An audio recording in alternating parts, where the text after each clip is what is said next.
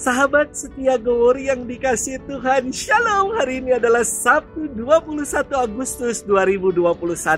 Kita bersama-sama memperingati peringatan wajib Santo Pius ke-10. Siapakah dia? Nama Paus Pius ke-10, nama aslinya adalah Giuseppe Melchior Sarto.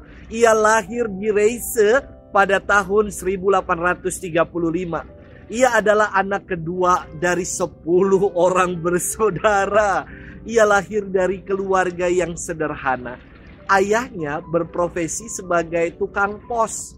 Meski sederhana, orang tuanya sangat menghargai pendidikan.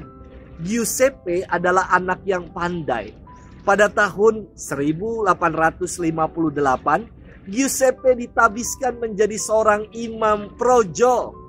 Wafatnya Paus Leo ke-13 pada tahun 1903 membawa Kardinal Giuseppe ke Vatikan untuk mengikuti pemilihan paus.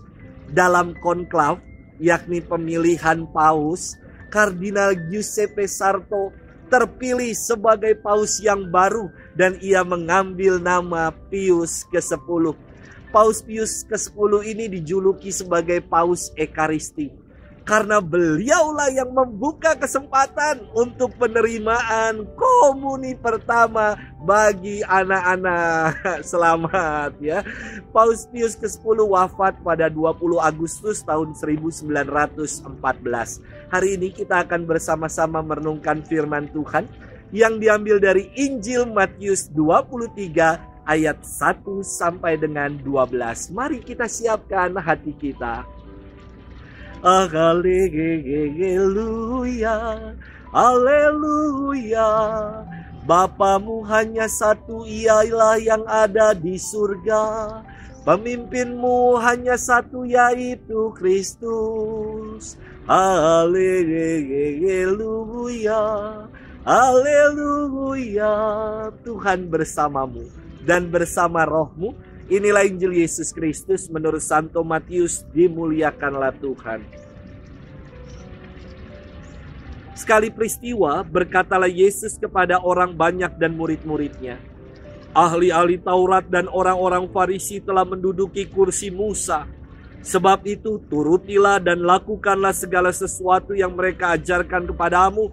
Tetapi janganlah kamu turuti perbuatan mereka. Karena mereka mengajarkan tetapi tidak melakukannya.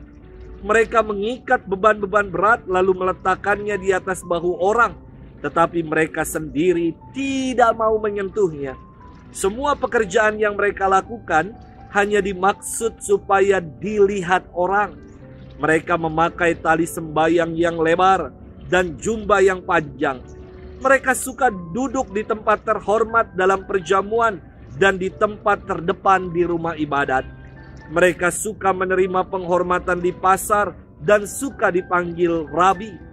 Tetapi kalian, janganlah kalian suka disebut rabi, karena hanya satulah rabimu, dan kalian semua adalah saudara.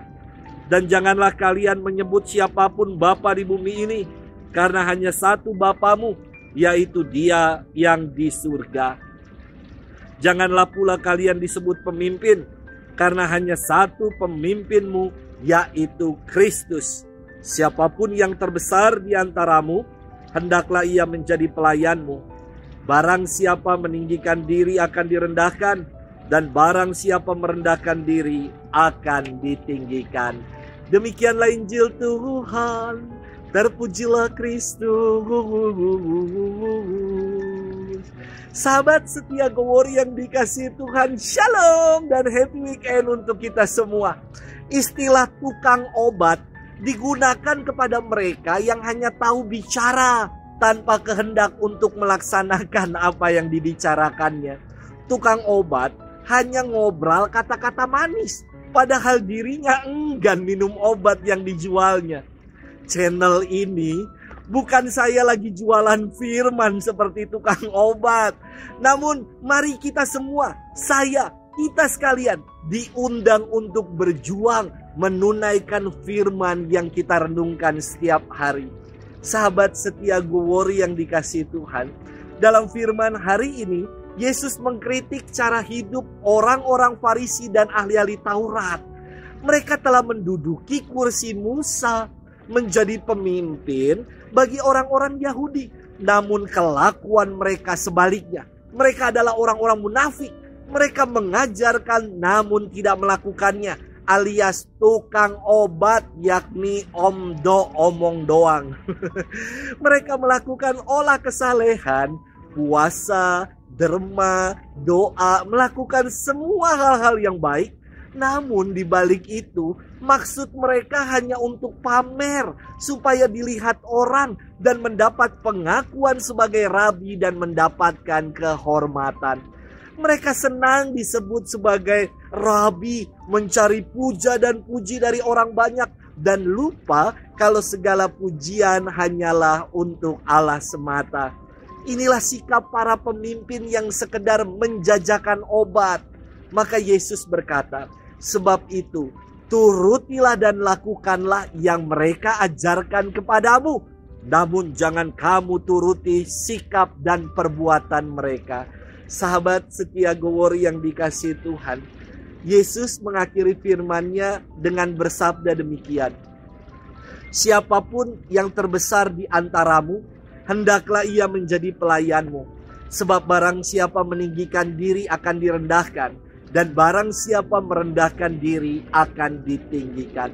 Yesus bukan hanya ngomong, tetapi ia sungguh melakukan apa yang ia sabdakan. Ia memberikan keteladanan itu untuk kita semua. Ia adalah Tuhan yang merendahkan diri dan menjadi manusia. Ia ditinggikan di atas kayu salib untuk menebus dosa-dosa kita.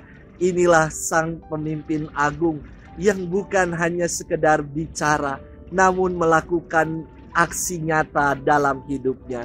Sahabat setia Gowori yang dikasihi Tuhan, bagaimana dengan hidup kita? Apakah kita telah meneladani sikap Yesus ini yang senantiasa mau memberikan dirinya bagi orang lain? Semoga kita bukan hanya jadi seperti tukang obat, tetapi kita dalam keseharian hidup mau berjuang untuk menunaikan firman yang senantiasa setia kita renungkan. Tuhan memberkati kita selalu, dalam nama Bapa dan Putra dan Roh Kudus. Amin.